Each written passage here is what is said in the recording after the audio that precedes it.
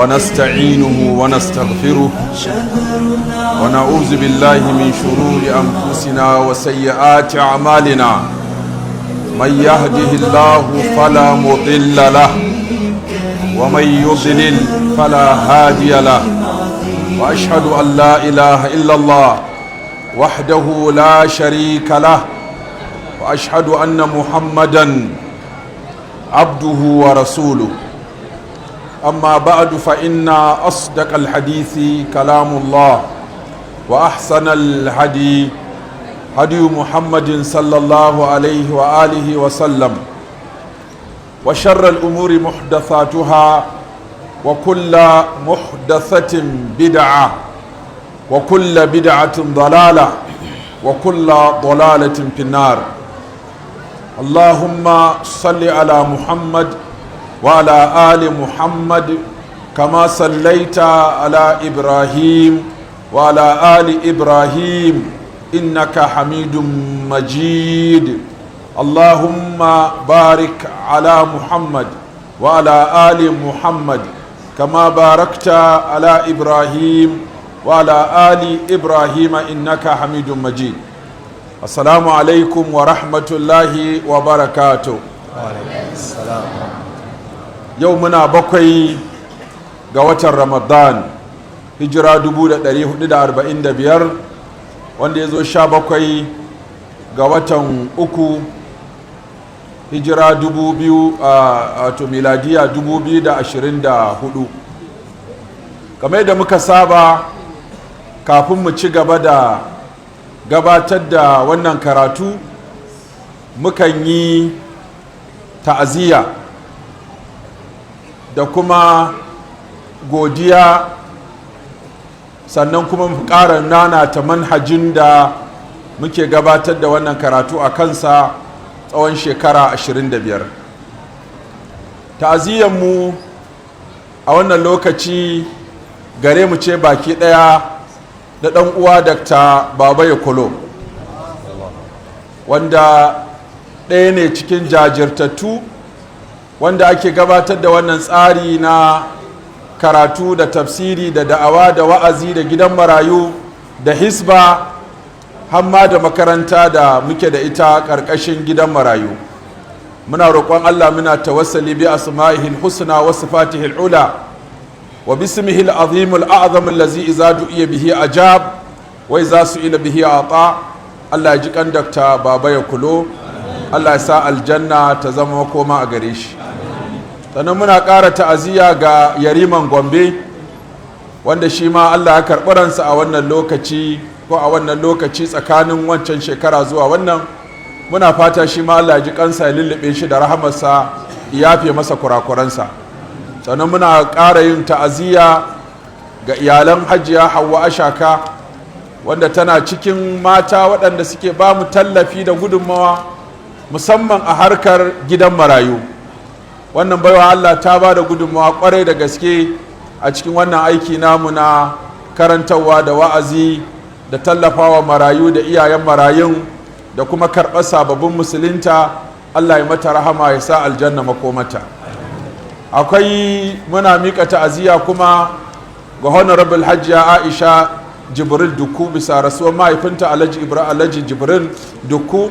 Hajiya Aisha tun tana wato minista ko kafin ma nan tun tana principal a makaranta take ba wannan tafiya ta mu gudunmawa, har Allah ya sa ta zo ta yi minista, ta yi 'yar majalisar tarayya, tana ba da gudunmawa kusan ma gidan masallacinmu na juma'a da ke gidan marayu. Wannan baiwa Allah ce ta gina shi, kuma tana ɗaukan wasu karatuttuka da ake sawa a gidan talabishin da gidajen rediyo. Muna fata Allah ya ji kan mahaifinta, ya masa rahama, ya sa ya huta. Sannan akwai malama Aishatu Abdullahi, wanda ya ce ga su ɗan uwanmu malam Muhammad Bello Doma, wanda wasu marasa imani suka shiga har gida suka yi mata yankan rago.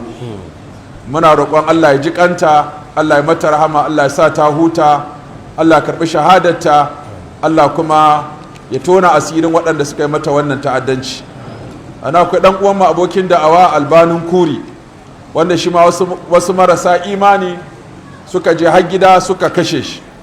muna fatan Allah ya karɓe shi a shahidi, Allah kuma ya yafe makurakuransa, Allah kuma ya ci gaba da kare al'ummar musulmi baki ɗaya. Sannan iyayen wannan tafiya tamu wanda tunda aka fara ta ake ta gwagwarmayar nan tare da su, waɗanda Allah ya ɗauki ransu, daga ciki akwai Girandi Kadi, babban limami na wannan masallaci da muke gabatar da tafsiri, Alhaji Ahmad Yahaya Girandi Kadi, muna roƙon Allah ya ƙara rahama da jin kai da afuwa a gare shi. Sannan akwai sarkin Deba wanda ko da yaushe muka tashi wannan karatu muna sa shi a cikin addu'o'inmu saboda jajircewa da haɗin kai da goyon baya da ya bamu wajen wannan aiki da aka ɗauki tsawon shekara 25 ana aiwatar da shi. Muna fata shi ma Allah ji kansa. Akwai AIG Alhaji Abubakar retired wanda shi da iyalansa kusan ayyukan nan tun da muka fara su ne iyaye, da Yariman Gombe da Girandi Kadi da shi AIG Abubakar da sarkin Deba suna cikin iyaye na wannan tafiya tamu wanda ko da yaushe ana wannan aiki tare da su. Muna roƙon Allah ya musu afuwa, ya musu rahama, ya ji kansu, ya yafe musu.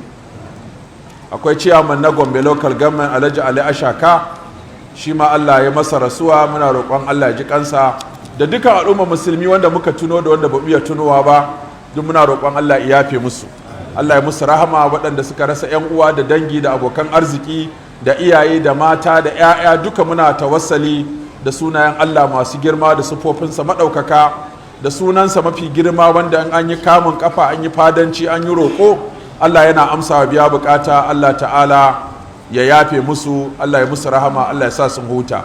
Rahama da jin kai da Allah yake rabawa a wannan wata na Ramadana, Allah ya sa da rabanmu, Allah kuma ya sa rayuwarmu ta yi kyau, ƙarshenmu ya kyau. Allah ya sa mu yi kyakkyawar rayuwa, Allah ya sa mu yi kyakkyawan ƙarshe, Allah ya sa mu gama da duniya lafiya. Kamar yadda na faɗa, mun fara gabatar da wannan karatu a shekara ta 1998 shine shekarar da muka fara gabatar da wannan karatu, kuma aka yi 1999 lokacin ana yin zaɓe na fara ko komawa tsarin dimokuraɗiyya, wanda aka zaɓi Alhaji Hashidu, Allah ya ji kansa, ya yi gwamna shekara 4.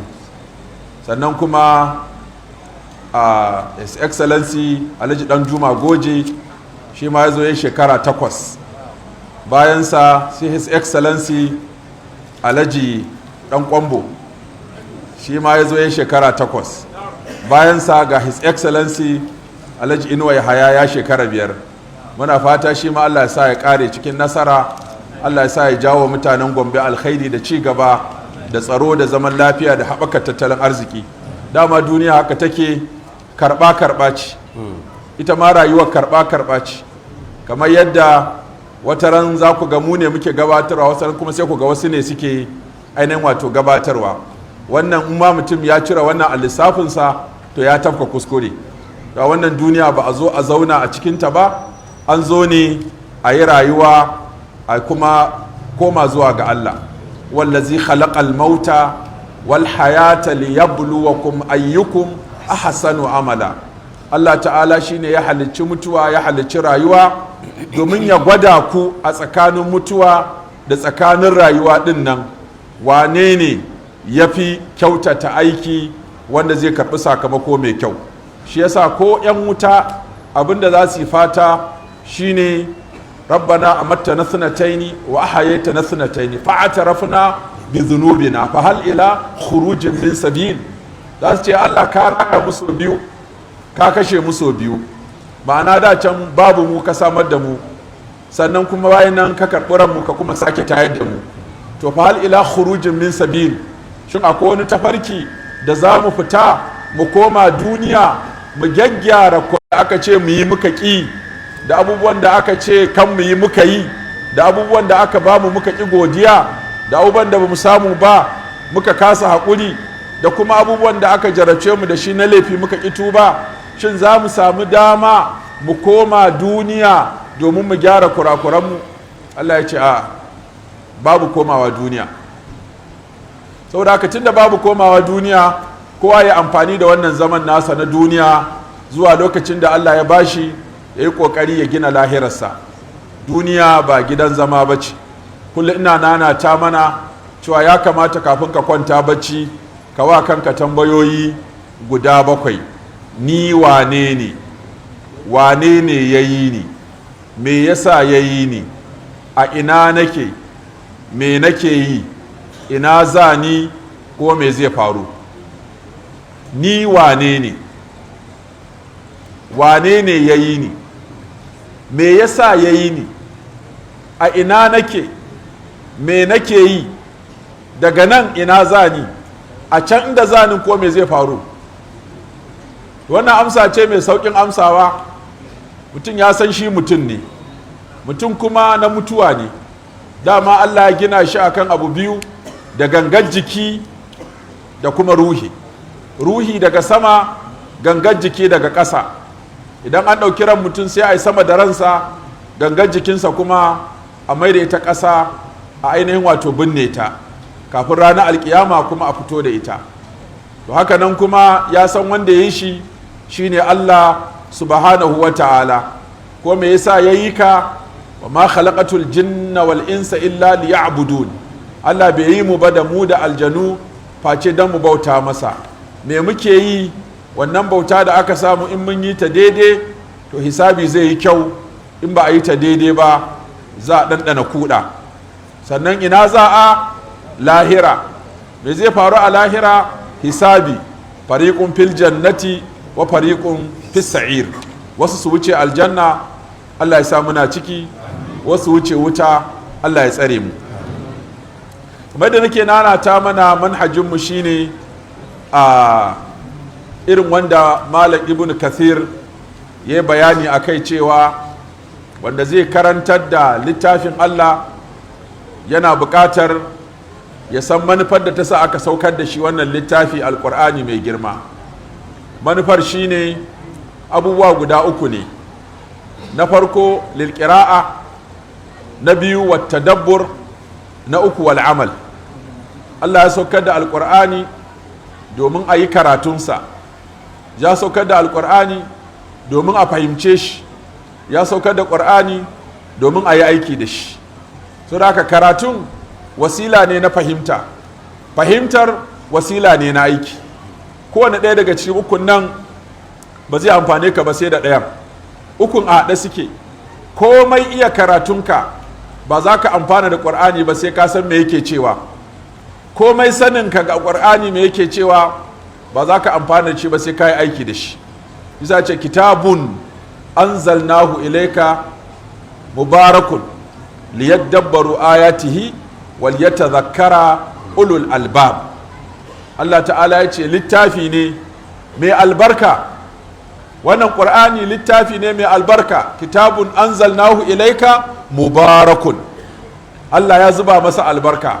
Karatunsa akwai albarka, fahimtarsa akwai albarka, a cikin aiki da shi akwai albarka. Wannan littafi tunda maganar Allah ne, to shine ƙoli a cikin abin da muka shina na wahayin da Allah ya saukar wa annabawa. Cikin maganganun Allah duka babu kama alƙur'ani mai girma. To shi wannan ƙur'ani kasancewarsa magana Allah shi kansa ya ishe shi girma. Sannan kuma a cikin magana Allah ma mafi girma a cikin maganar Allah shine alƙur'ani mai girma. Da haka duk wanda ya raɓe shi sai ya yi albarka, sai ya ɗaukaka, sai ya mutunta, sai ya samu girma da daraja da ƙima. Da aka tashi wannan littafi aka saukar da shi a Baitul Izza, sai Baitul Izza a sama ta 4 ko saman duniya ta yi daraja saboda an saukar da ƙur'ani a cikin wannan wato ɗaki. Aka ba Jibrilu ya kawo alƙur'ani. Jibrilu sai ya fi kowane mala'ika daraja, saboda me? Mala'ika Jibrilu ya kawo alƙur'ani, za ka sai ya fi dukkan mala'iku wato ainihin daraja. Sai aka kawo annabi Muhammadu sallallahu alaihi wasallama alƙur'ani, sai annabi Muhammadu sallallahu alaihi wasallama ya fi dukkan annabawa, ya fi dukkan manzanni, ya fi dukkan halitta Allah, ya fi kowa daraja annabi Muhammadu sallallahu alaihi wasallama. Sai aka saukar da shi a watan Ramadan, sai watan Ramadan ya fi kowane wata daraja saboda unzila fihi alquran, an saukar da qur'ani a cikinsa. Sai daren lailatul qadari, inna anzalnahu fi lailatin mubaraka inna kunna munzirin inna anzalnahu fi lailatul qadr wa ma adraka ma lailatul qadri lailatul qadri khairun min alf shahr. Saboda an saukar da qur'ani a cikin daren lailatul qadr, sai daren lailatul qadri shi kadai daren ya fi wata dubu, ba wai dare dubu ba, a'a ya fi wata dubu, shekara 84 da wata shida shi wannan daren kwaya daya. Saboda me daren lailatul qadr ko na dare? Saboda an saukar da alqur'ani a cikinsa. Sai zamanin manzon Allah sallallahu alaihi wasallam khairun nasu karnin manzon Allah ya fi kowane karni. Saboda me? Saboda an saukar da alqur'ani a cikin karnin manzon Allah sallallahu alaihi wasallama. Sai Makka da Madina suka fi dukkan birane daraja. Saboda me? Saboda an saukar da alqur'ani a Makka da Madina, makkiyatun madaniyatu. Da haka sai Makka da Madina tafi ko ina daraja saboda an saukar da alqur'ani a Makka da Madina. Sai al'umman manzon Allah sallallahu alaihi wasallama tafi dukkan al'umma daraja saboda an saukar mata da alqur'ani. Kuntum khaira ummatin ukhrijal linnas, saboda me an saukar mata da ainihin wato alqur'ani. Sai ya zama kuma duk wanda ya iya qur'ani kuma ya fi kowa a wajen Allah. Khairukum man ta'allama alqur'ana wa 'allamahu, mafi darajar ku wanda ya koyi qur'ani kuma yake koyar da qur'ani. Haka majalisin da ake karatun qur'ani sai fi kowane majalisi daraja. Majtama qaumun fi baitin min buyutillah yatluna kitaballah wa yatadarasunahu bainahum illa nazalat alaihimus sakinatu wa ghashiyatuhum rahmatu wa haffatuhumul malaikatu wa zakarahumullahu fi man indahu. Kai a filin alkiyama ma masu alqur'ani sun fi daraja. Yace almahir bil qur'an ma'a safaratil kirami albarara wallazi yaqra'u alqur'ana wa yatata'atu fihi wa huwa alayhi shaq lahu darajat. Kai a cikin aljanna ma masu qur'ani sun fi daraja. yuqalu li sahibil qur'an iqra wartaqi warattil kama kunta turattilu fid dunya fa inna akhira manzilatika inda akhiri ayatin taqra'uha. Za a ce wa mai qur'ani karanta, jera, rera kamar yadda kake rerawa a duniya. Ƙarshen gidanka da matsayinka shine adadin ayoyin da ka haddace. Aya 6,936 idan mutum ya haddace duka, ya iya duka, to ainihin zai samu wannan manzila ta ƙarshe a cikin wato alƙur'ani. Wannan shine littafin Allah, kalamullah al-munazzal ala khatami anbiya'ihi wa rusulihi Muhammad sallallahu alaihi wasallama, al-manqul ilayna tawaturan, al-maktub fil masahib min awwal surati al-fatiha ila akhiri surati an-nas. Wannan alƙur'ani mai girma malamai sun faɗi cewa hanyoyin da ake fahimtarsa guda 6 ne. Duk bai sai fahimci alkur'ani sai ya bi waɗannan hanyoyi guda 6. Hanya ta farko shine tafsirul qur'an bil qur'an.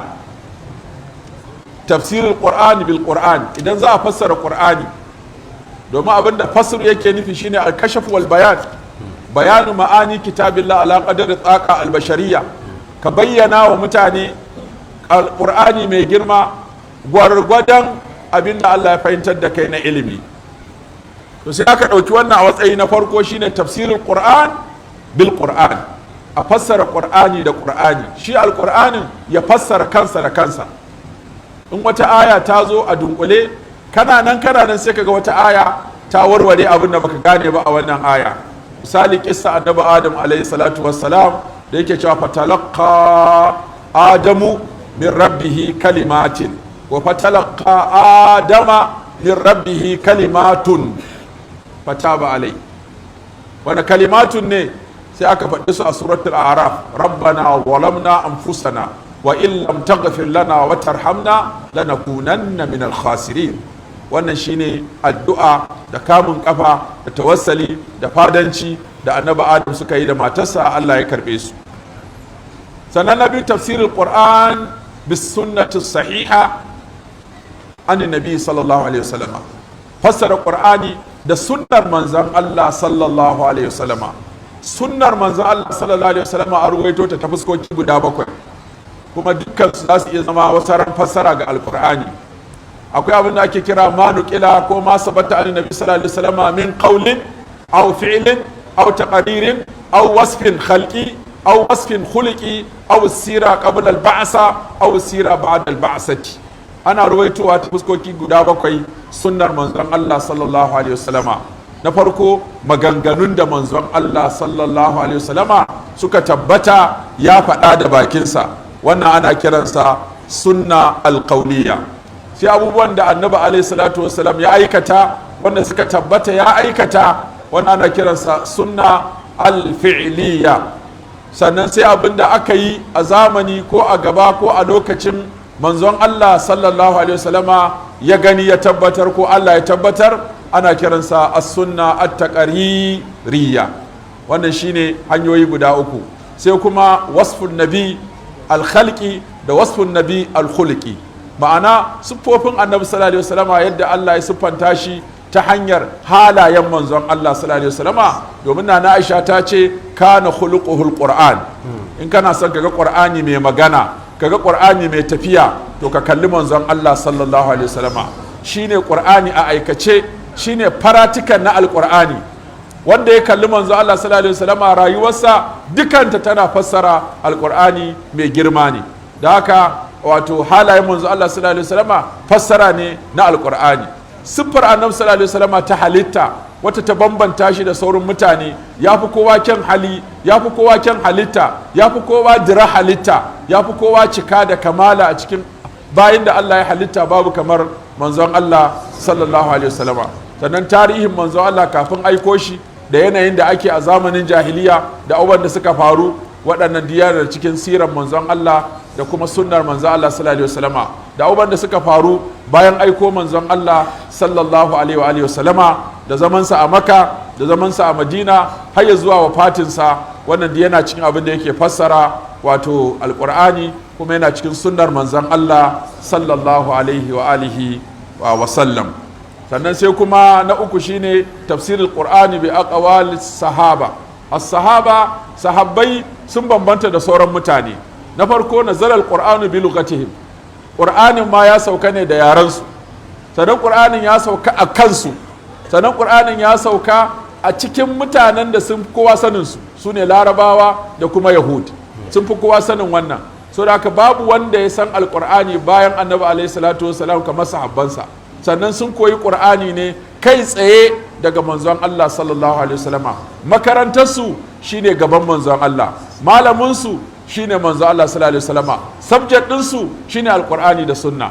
da haka ka gaya mun wanda zai je wata makaranta a duniya ya yi karatu a gaban wani ya sami ilimi, ko da a ce ilimin komai yawansa ya kai ɗaya daga cikin waɗanda suka yi karatu gaban manzon Allah sallallahu alaihi wasallama. kun ga ba za a samu ba. sun fi kowa sa'an malami, sun fi kowa sa'an makaranta, sun fi kowa sa'an subject da wato da maddar da ake koyar da su, sun fi kowa sa'an lokaci, sun fi kowa sa'a. domin alkur'ani ya sauka daga jibrilu manzon Allah sai su shikenan. su kadai ne a duniya za su faɗi abu biyu a yarda, ra'aitu rasulallah, sami'tu rasulallah. na ga manzon Allah yana aikata kaza, na ji manzon Allah sallallahu alaihi wasallama, na gan shi, na ji shi. jin manzon Allah da ganin manzon Allah sallallahu alaihi wasallama ya takaita ne ga sahabbai, sai dai a mafarki kuma. amma dai na gan shi, na ji shi, sai sahabi. bisa ake cewa mallakiyan nabiya mu'minan bihi wa mata alal islam. waye sahabi? mallakiyan nabiya, kaga baka ciki. laqiyan nabiya sai kun yi zamani, kun haɗu da manzon Allah sallallahu alaihi wasallama. mu'minan bihi, sannan kana mai imani, wannan ya fidda waɗanda suka yi zamani suka ganshi ba su yi imani da shi ba. wa mata alal islam, kuma ya fitar da waɗanda suka jarabtu, kamar wanda suka yi ridda bayan wafatin annabi sallallahu alaihi wasallama, wanda Abubakar ya yaƙo sun ƙi zakka da makamantansu. kun ga wannan sun fita daga cikin sahabbai sai in sun dawo kafin su mutu. wannan su ne ake koma gare su wajen ƙara fahimta alƙur'ani. akwai maganganunsu, musamman Abdullahi dan Mas'ud, Abdullahi dan Abbas, Ali bin Abi Talib da manyan sahabbai da suka yi shahara, suka yi shuhura, suka ƙware wajen sanin fassara alƙur'ani da tarjamarsa. sannan sai mataki na hudu shine koma zuwa ga tabi'ai. su ma tabi'an akwai ƙwararru gogaggu a harkar alƙur'ani. akwai wanda ya ce ya yi sauka 20 a gaban Abdullahi dan Abbas, kamar Mujahid. sauka 20, kowace sauka yana tambayarsa wannan kalmar mai take nufi, wannan aya mai take nufi, nan me yake nufi. haka sai da ya sauka 20 a gaban Abdullahi dan Abbas. Kaga wannan ai ya goge alqur'ani. Suna nan tabi'ai da yawa masana alqur'ani. Waɗannan su ne matakai guda hudu na farko. Sai komawa zuwa ga alqur'ani a fahimci ma'anarsa, a fahimci fassararsa ta hanyar komawa zuwa ga lugha arabiyya. Domin alqur'ani bilisanin arabiyyin mubin. An saukar da shi ne da tsagwaron harshen larabci. Da haka kana buƙatar ɗayan biyu, ko dai ka juye ka koma balarabe don ka fahimci alqur'ani, ko kuma shi ƙur'anin a fassaro maka shi zuwa yarenka don ka gane shi. Ba ka da wata hanya ta uku, ko a maka tarjama ko kuma kai ka tarjama kanka ka koma balarabe yadda za ka fahimci alƙur'ani mai girma. wa bilisanin arabiyyin mubin.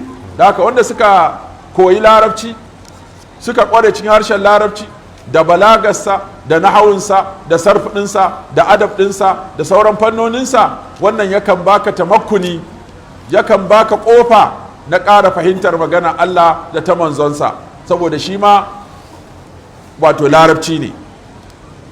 Da haka ana komawa zuwa ga harshen larabci wasu lokuta domin gane wasu kalmomi da irabi da nahawu da balaga da ijazi da makamantansu. Sannan hanya ta shida shine tafsirul qur'ani bir ra'ayi wal ijtihad. Anan ne ake samun san zuciya da yawa kan shiga. Wasu lokutan sai kaga tafsirai ga sunan tili, masu yin tafsiran ma tili, kuma ko ba yakan yi kokari wajen tafsirin nan, wani ya shigar da fahimtarsa, wani ya shigar da ra'ayinsa, wani ya shigar da abubuwansa ko na daidai ko na ba daidai ba. To anan ne malamai suka kasa ra'ayin kashi biyu ko kashi uku.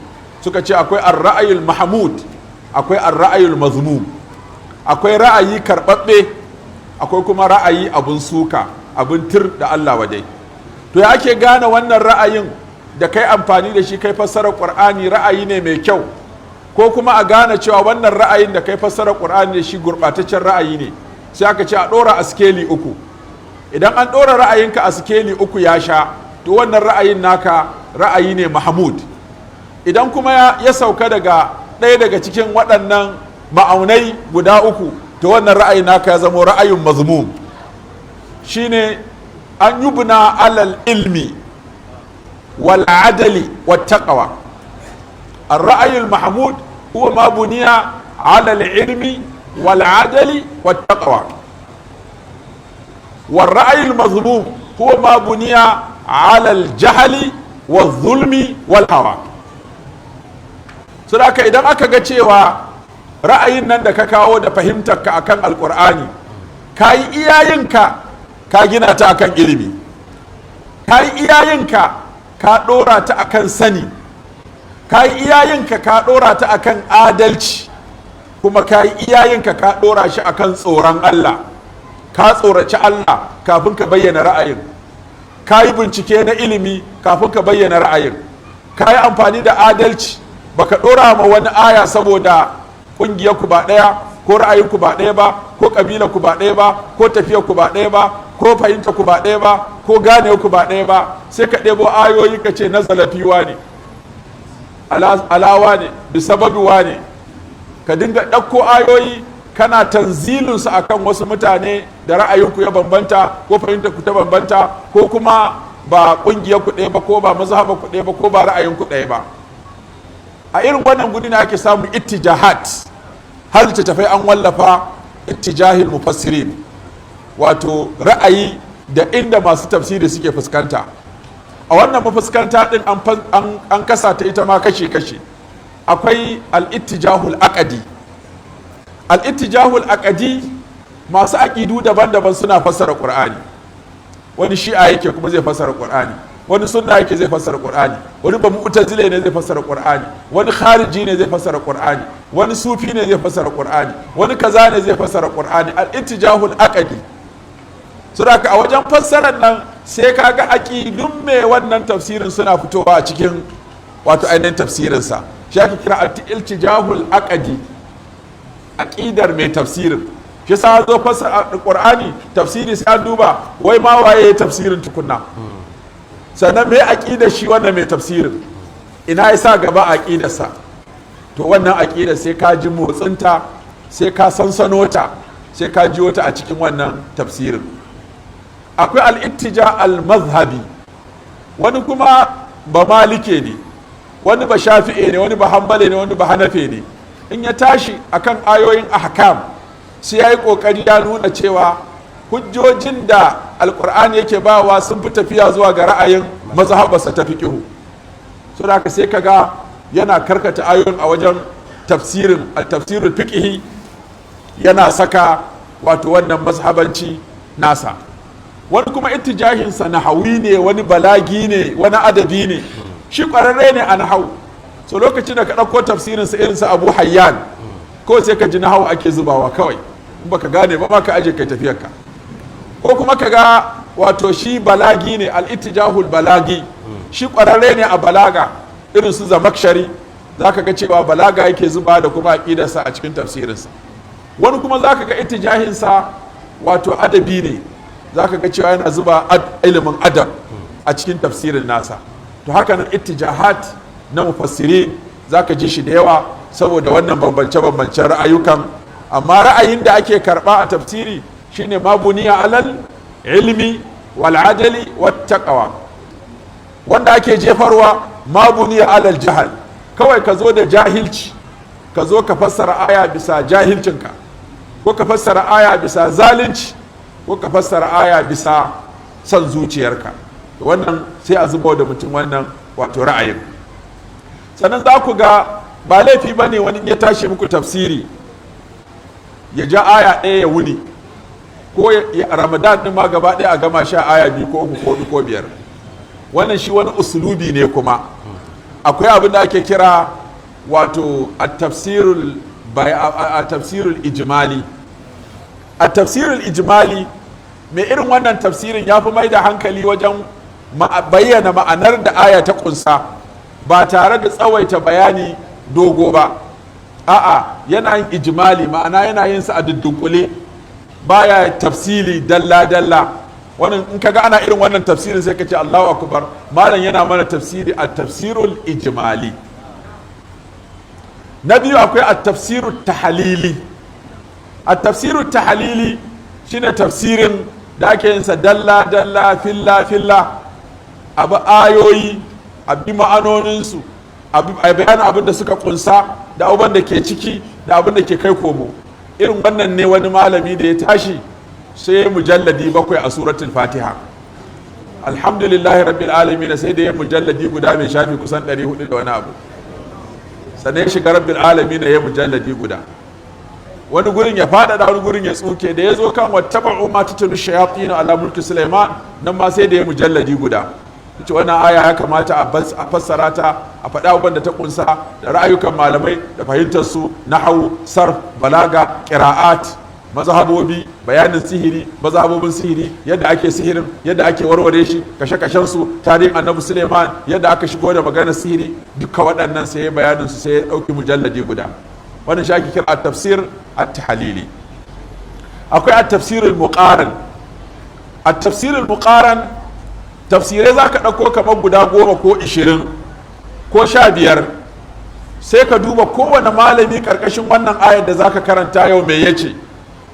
Ibn Kasir ga yadda ya kawo, Imam Dabari ga yadda ya kawo, Imam Qurtubi ga yadda ya kawo, An-Nasafi ga abin da ya kawo, Alusi ga abin da ya kawo. Sai ka tattara ga baki ɗaya, sai ka fitar da a cikin fassarorin nan wace fassara ce kai ka fi gamsuwa da ita, bayan ka karanto mutane ra'ayyukan da malamai suka faɗa ƙarƙashin wannan aya, kai kuma sai ka faɗi wanda ka gamsu da shi ka rinjayar. Wannan shi ake kira at-tafsir al-muqaran. Kana muqarana, ma'ana kana auna tafsirai kafin ka fitar da abin nan guda. Sannan sai wani tafsiri kuma nau'i da ya fito, ana kiransa at-tafsir al-mawdu'i. At-tafsir al-mawdu'i wani nau'i ne na tafsiri, shi kuma ba wai za ka ɗauko daga suratul Fatiha ka tafi suratul Nasi ba ne. A'a, shi kawai abin da za ka ce yau za mu bayani akan as-sabr fil Qur'an. As-sabr fil Qur'an, kawai yau tafsirin akan haƙuri ne a cikin Al-Qur'ani.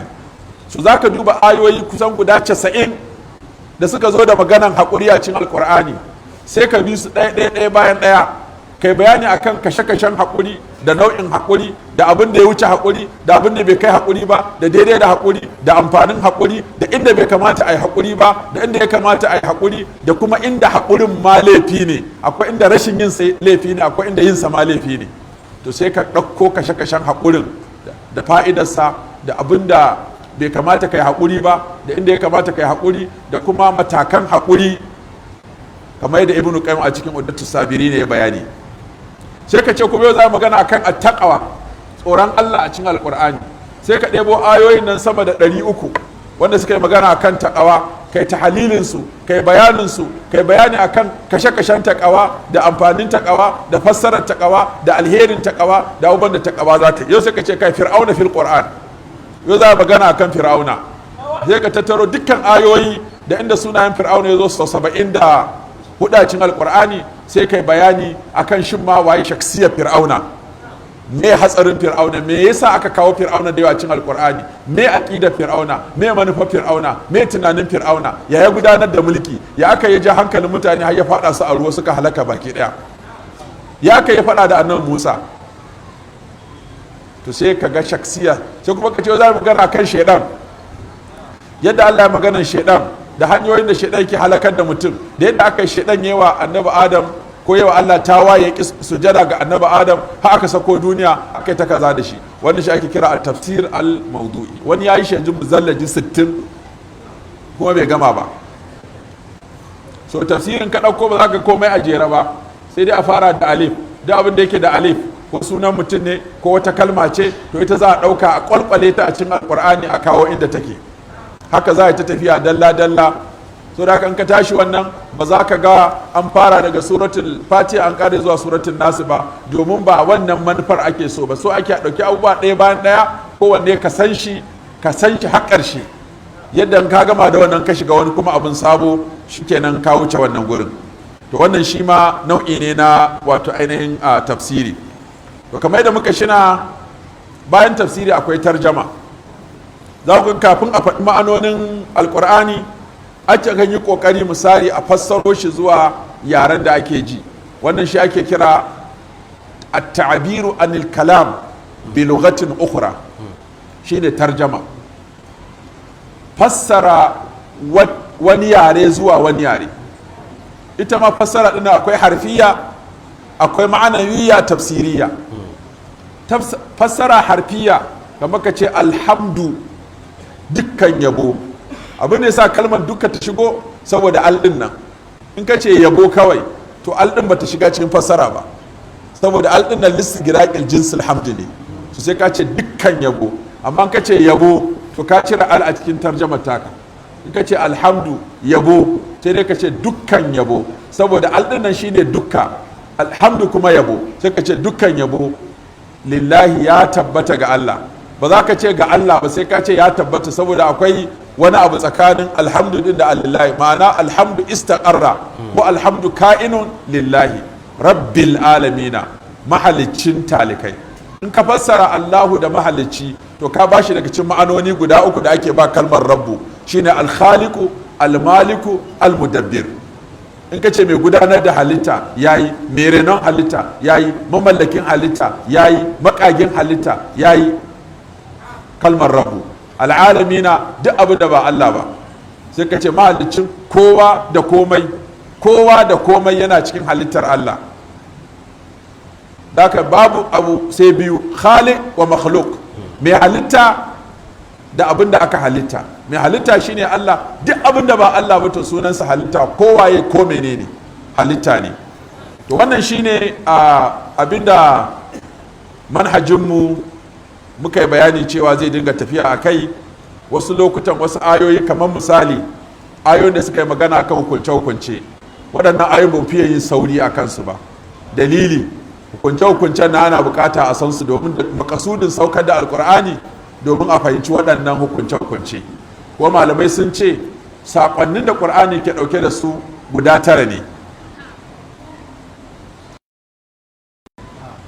Saƙonnin da ƙur'ani ke ɗauke da su guda 9 ne. Waɗannan saƙonni guda 9 su ne halalun, haramun, muhkamun, mutashabihun, bashirun, nazirun, qissatun, izatun, mathal. Halalun, haram, duk da aka zo ana magana akan halacci ko haramci to dole a wa mutane bayani dalla-dalla su gane wannan abin haram ne, ga kuma dalilin haramcinsa, ga yadda za a kauce masa, ga kuma abin da Allah ya sa a bakacin wannan in an bashi ga wanda za a yi na halal din. Halalun haramun muhkamun mutashabihun bashirun nadhirun qissatun izatun masal. shi ne ke cewa ala innamal qur'anu tis'atu ahrufin sa'umbikaha fi baiti shi'rin bila khajal halalun haramun muhkamun mutashabihun bashirun nazirun qissatun izatun masal. saboda wani ka zo dole ka wuce da sauri, wani kuma sai ka tsaya ka yi bayani dalla-dalla. shi sa za ka ga tafsirin mu na shekarar da ta wuce ba a yi sauri ba saboda mafi yawa gurin auratayya ne da saki da idda da kome da takaba da haƙoƙin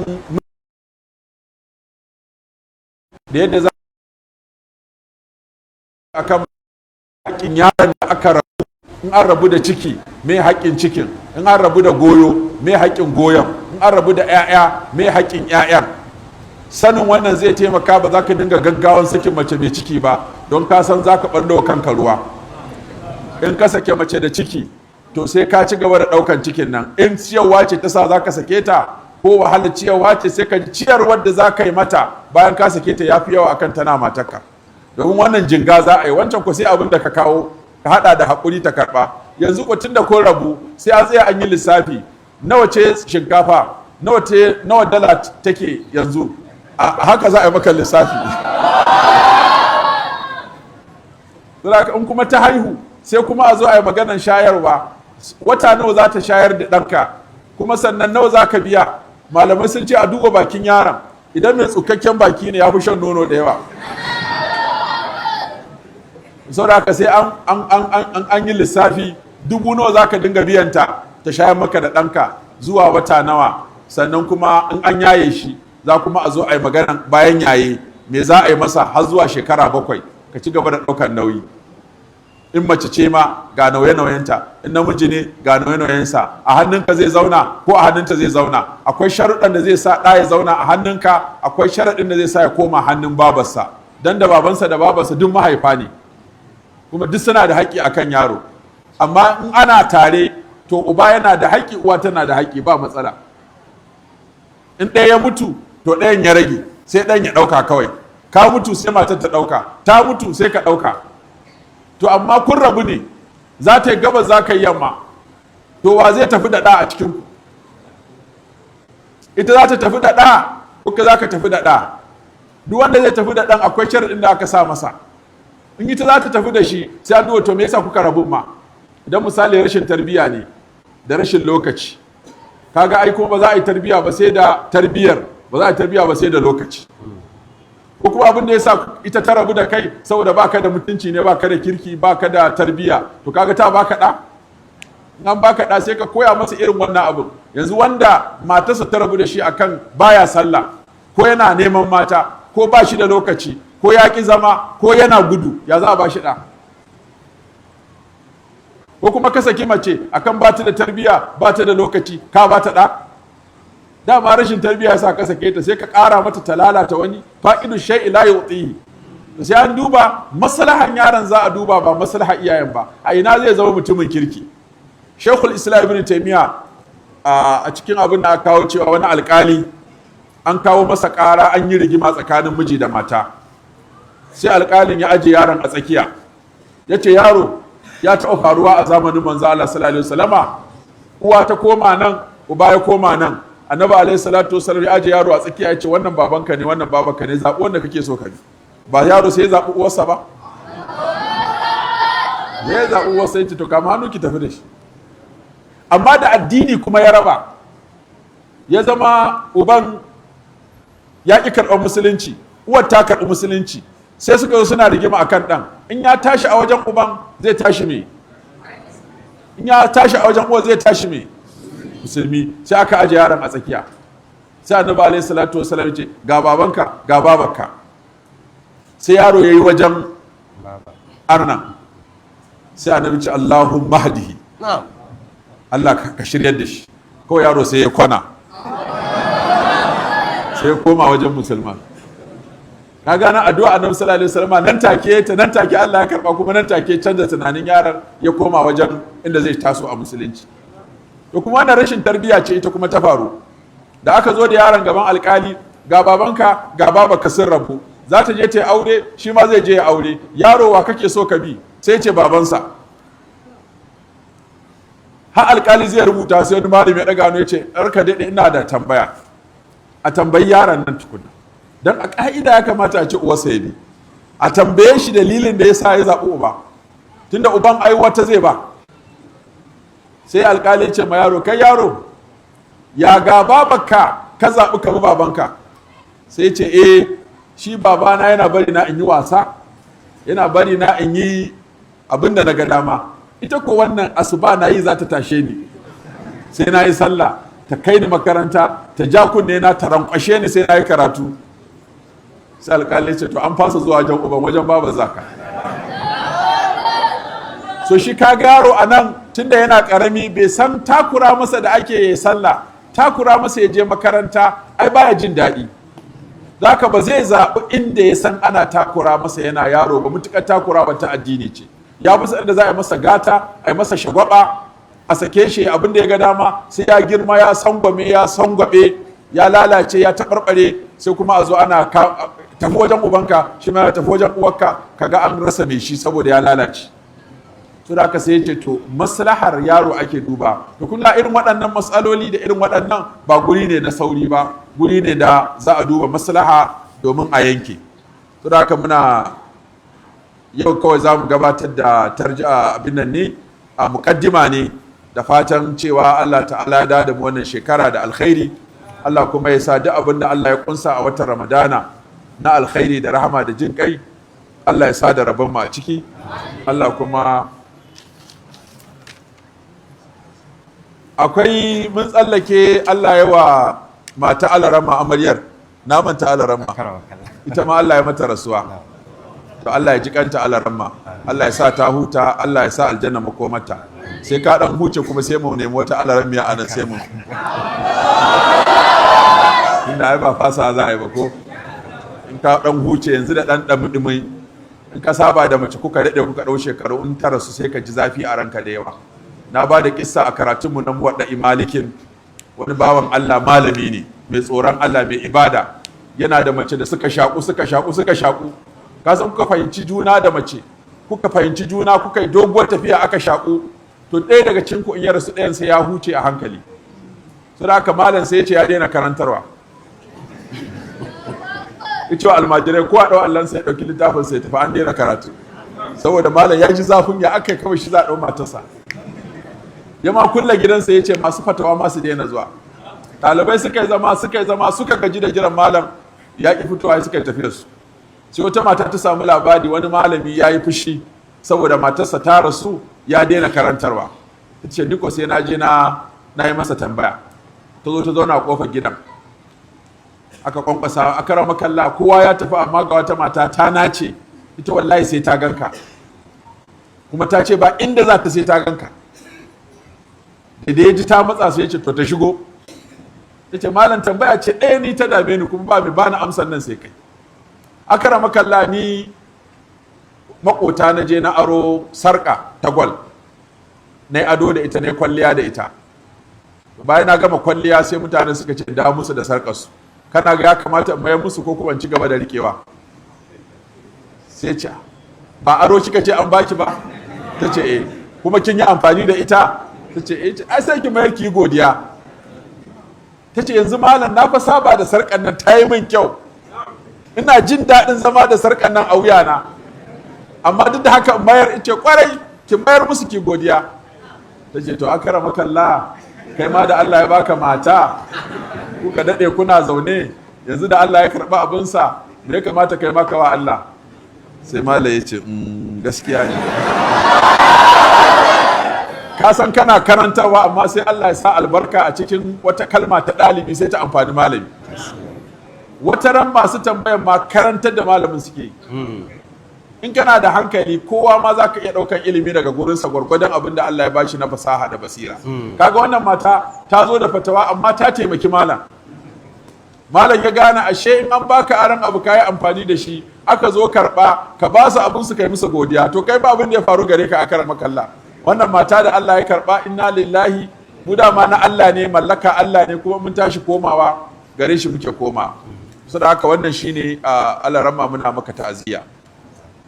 Malam na saba fitar da zakka shanu na saba fitar da zakkar shanu na a duk shekara a daidai wannan lokaci.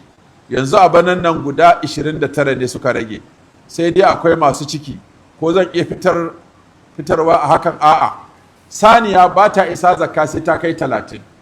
Masu cikin nan ko sun kai 50 ai ba su zo duniya ba, ba su zo duniya ma ko da rai ko ba rai ba. So da za a haife ta yau kafin shekara ta cika, ana haihuwar ta suka zama 30, to sai ka fitar da wata shari'a ta ce. Amma suna ciki ko dukkaninsu masu ciki ne, tunda har shekara ta zo ba wacce ta haihu, ba za a yi hukunci da ɗan ciki wajen fitar da zakka ba, sai an haife shi tukunna. Amma an haife ta cika 30 da haihuwar, to wannan sai a fitar da zakka. Amma abin da ke ciki ai gaibu ne, da riga ya zo duniya an ga mai rai ne ko mara rai bane, cikakke ne ko ba cikakke bane, da haka ba za a gina lissafi a kai ba. Sai dai ka yi niyyar yin sadaka don ka samu lada, ba don wajibi ba, wannan kana iya fitarwa. Amma ta wajibi ce, shari'a ta iyakance ta da ƙwaya 30, daga kansa za a fitar da guda ɗaya, an faɗi shekarunta, kai kuma taka bata kai haka ba. Malam ina da kaya a shago kuma akwai kuɗi a hannuna, in zan cire zakka yaya zan yi? Zan haɗa ne? Za ka haɗa lissafin kayan shagon za ka yi, sai ka lissafa kuɗin da ke hannunka. Misali kayan shagon nan zai miliyan 5, kuɗin hannuna zai miliyan 5, in na haɗa miliyan nawa kenan? Miliyan 10. Kowace miliyan sai in fitar da 25,000. 25,000 sau 10 nawa kenan? 250. Mai miliyan 10 zakkarsa 250. Mai miliyan 40 zakkarsa miliyan 1. Mai miliyan 100 zakkarsa miliyan 2.5, saboda 1/40 ake wato ainihin wato fitarwa.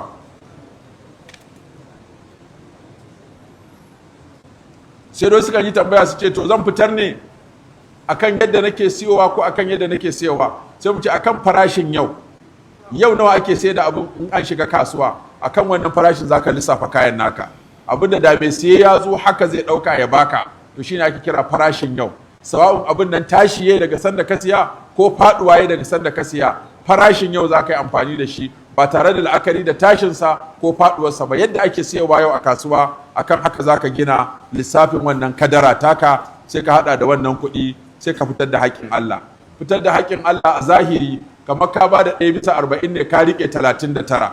Amma wannan ɗayan da ka bayar, albarka da zai jawo 39 nan wato ba kaɗan bacci. Masu fitar da zakka sun fi arziki akan wanda ba sa fitarwa. Saboda ka ƙi fitar da zakka, wannan musifar rashin fitar da zakkar sai ta lalata wannan dukiyar taka. So wannan ma yana cikin dalilin da yasa kuka gaban iso da wuri ba, saboda bayani da muka yi akan falalar ciyarwa ya yi tasiri, ya yaɗu a faɗin ko'ina. Jama'a suna ta ƙoƙari su ga sun yi ciyarwa, kuma daga ci gwamnatin jihar Kano ta fitar da santoci da za a dinga dafa abinci kullum, buhunhuna, tireloli, sannan kuma za a dinga raba ɗanye. Kuma sai ya zama akwai Dangote Foundation, su ma sun saka ma a cikin ciyarwa da za su yi da raba abinci na mutum, ko za a raba mutum 100,000 buhun shinkafa. To sai aka ɗora mana mu yi tarjaman ko mu nemo waɗannan mutane 100,000 da za a kai musu buhun shinkafa.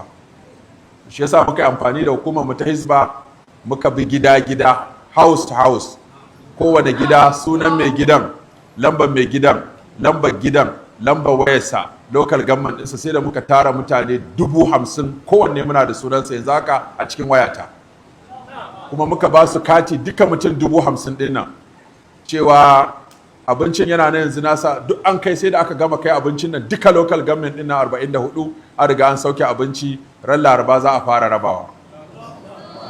So kawai za a kira ka a waya ne, ka zo da katin, an ga sunanka shikenan sai a baka abincinka, sai ka ɗauka ka tafi. Yadda ko da yaushe aka kira sunanka za a san me aka baka, za a san me ka karɓa. Sannan kuma akwai santa da za a dinga dafa abinci na mutum 10,000 kullum. 10,000 kullum za a dafa abincin da zai isa mutum 10,000 kuma abinci mai daɗi. Kamfaninnukan da suke yin abinci hotel da manyan masu kicin aka bawa, mu kuma sai aka ɗora mana nauyin mu kula da test na abincin, wato quantity da quality da time. Yaushe aka gama abincin nan guda nawa aka yi, mai ɗanɗanansa a baki. To shi da muka baza 'yan hizban mu 10,000 su bi duk inda ake santocin abincin nan su je su gaya mana yaushe kamfaninnukan nan suke ka abincin nan, ya aka yarjejeniya da su ɗanɗana su rubuta mana abincin nan ya yi daɗi, abincin nan in 100 aka ce a kai an kai 100, inda aka ce a kai 1000 an kai 1000, inda aka ce a kai 50 an kai 50 ɗin, kowanne suna rubutawa. Da wannan ne za a yi amfani wajen biyan kamfaninnukan idan ba sa kai adadin da aka ce ko ba sa kaiwa akan lokacin da aka ce, domin abinci in ka gama shi da wuri zai huce, in baka gama shi da wuri ba ko ba za a sha ruwa da shi ba. Da shi ma sai ka saita lokacin da za a gama abincin daidai lokacin da dab da shan ruwa yana hannun jama'a. In ka gama da azhar kafin nan ya huce, wani ma ya lalace. In ko baka gama ba haka kira sallah ya wuce lokacinsa. Saboda haka sai an yi dukka da lokacin da inda za a kakkai da motocin kamfaninnukan ana hada su da 'yan hizba domin a tabbata ana saukewa. Da haka abinda gwamnatin jihar Kano ta yi da abinda Dangote Foundation ya yi da sauran kuma mu ma muna da namu Salsabil Foundation, an raba abinci danye, an raba dafaffe a jihohi kusan guda 8 ko 9 ko 10 ma waɗanda aka yi wannan. Akwai kuma ɗaiɗaiku da suka shirya abinci na gidajen marayu. Wani ma ice min shi yana so zai wani abu a unguwarsu, yana son ya ɗauki nauyin gida 50. Ya ce mu zauna da mata mu masa lissafi mu bashi a unguwarsu, yana son ya ɗauki nauyin gida 50. Wannan gidaje guda 50 yana so ko da mutum bai je kasuwa ba, a kwana 30 ɗin nan kullum zai ci abinci da nama da kuɗin cefane. Ya ce malam wannan lissafin a yi shi tsaka-tsaki irin wanda talaka zai samu. Zo muka lissafa mutum mai mace 2 da 'ya'ya 5 ko mai mace 1 da 'ya'ya 7, muka yi lissafi da mata 10,000 za ta ishe shi kullum a yalwace 10,000.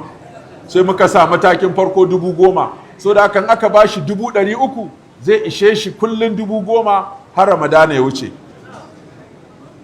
Sai ce to a ware waɗannan ɗin ya babba su 300,000. Sannan mataki na biyu waɗanda 8,000 zai ishe su, matarsa 1 da 'ya'ya 2, shi kuma aka kirga shi akan wato 8,000. Shi ma aka ware 'yan 8,000 sau 30. Sannan na ƙasa kuma shi ne 6,000, abincin 4,000, cefanen 2,000, irin mai mace 1 ɗin nan da ɗan jariri a goyi. Dama ba a sa marasa aure ba saboda waɗannan sashi a kan titi. Gida aka ce gida, kaga kuma baka da mata ya baka da gida, ba shago ba gida aka rama kalla. Zaka duk wanda yake kwana a shago ana taimakon sa ana bashi kunu, ba mu sa shi a lissafi ba.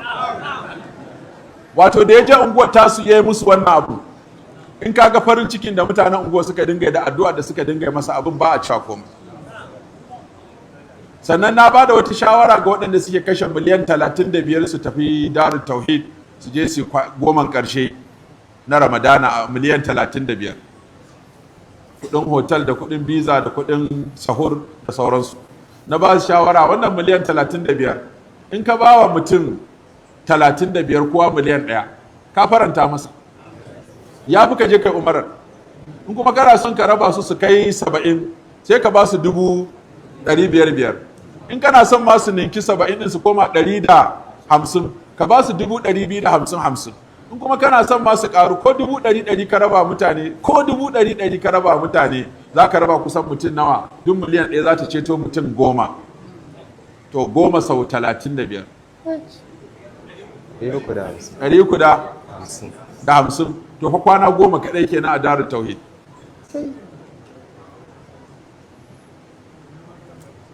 A'a wannan ma wai da na gama lissafin Abuja sai wani ya ce min ai malam wannan lissafin da kai ma kafin a ƙara ne, yanzu ai ya fi haka, kuma rige-rige ake watakila ma ka rasa gurin.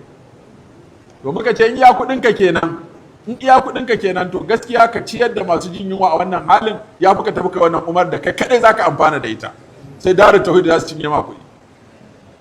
Ɗan ko kana da halin da za ka yi biyun dama kana da kuɗi mai yawa kai ciyarwar to kuma muna lale ka tafi kai umara don zaka samu lada kamar kai hajji tare da manzon Allah sallallahu alaihi wasallam. amma ba aka ba ceto masu jin yunwa a daidai wannan lokaci da ake halin kunci da takura da tsanani, wallahi ka juya kuɗin ka fasa zuwa umaran ka taimaka al'ummanka da makotanka da yan uwanka da danginka, sai ka fi jin daɗi a zuciyarka farin cikin da ka saka wa mutane. sururun turhiluhu ala muslim aw tadfa'u anhu ju'an aw taqdilahu daynan aw takashfa anhu kurbatan. annabi alayhi salatu wassalam yace wannan shine aikin da Allah ya fi so. mutumin da Allah ya fi so khairun nas man yanfa'un nas. so akwai sako daga his excellency Alhaji Adamu a Goji, haka ake cewa a dan Juma, Alhaji dan Juma Goji ya aiko 500,000 ya ce a saka a cikin asusun marayu. wakilinsa ya kira ni kuma har sun tura ma kuɗin. so muna godiya ga his excellency Alhaji dan Juma Goje, Allah ya ji kan matarsa Hajiya Fatima Goje, Hajiya Yalwa Goje ko Hajiya Yalwa Goje. wannan baiwa Allah ita ma tana cikin waɗanda suka ta ba mu gudunmawa a wasu lokuta daban-daban, musamman a gidan marayu. shi ma ya taɓa zuwa gidan marayu ya ce da a canza musu gado, a canza musu katifa, a canza musu, ina jin har da bargo ma ko har da bargo yake da a canza musu bargo. irin wannan aikin shi yake janye wa mutum wata musifa. yadda musifa ta yawa a ƙasar nan, ka zo ka samu mai rauni ka taimake shi ya dariya, da yana kuka ya koma dariya, kai ma wani bala'in ya to sai Allah ya tare mashi. to kaji kwanan nan ma ya kawo kayan abinci da kwamfutoci gidan marayu, sannan kuma yanzu gashi ya karo kuɗi kuma 500,000 ya ce a ƙara musu su ci abinci. to muna godiya, muna fata kowa ma ya koyi da irin wannan aikin, domin abu ne da ya kamata a faɗa a yayata, kuma a wa mutumin da ya addu'a domin a zaguro ragowar su masu yi. muna maraba da honorable dattawa alikumu da tawagarsa sun samu halarta. to honorable muna godiya, Allah ya saka ma da alheri, Allah kuma ya saka dukkan waɗanda suke bada gudunmawa domin tallafawa sababbin musulunta da marayu da masu ƙaramin ƙarfi. wannan hanya ce ta samun aljanna. muna roƙon Allah ya ba mu lafiya, ya ba mu zaman lafiya, Allah ya kawo mana da fitintunu na zahiri da na baɗini. wani ya ce za su shiga jarabawa, Allah ya ba su nasara. wani ya ce ya saro kaya sun bata, Allah ya sa a gansu ko Allah ya bayyana su. akwai masu bukatu daban-daban marasa lafiya da suke roƙon a roƙa musu addu'a, Allah ya ba su lafiya, da masu karatu, da masu jaraba, da masu 'ya'ya, da masu neman haihuwa, da masu neman aure, da masu neman aiki, dukkan ku gabaki ɗaya da kowa bukatarsa ta alheri muna roƙon Allah ya biya masa. Allah ya shiga lamarinmu. اللهم أصلح لنا ديننا الذي هو عصمة أمرنا، وأصلح لنا دنيانا التي فيها معاشنا، وأصلح لنا آخرتنا التي إليها معادنا، واجعل الحياة زيادة لنا في كل خير، واجعل الموت راحة لنا من كل شر.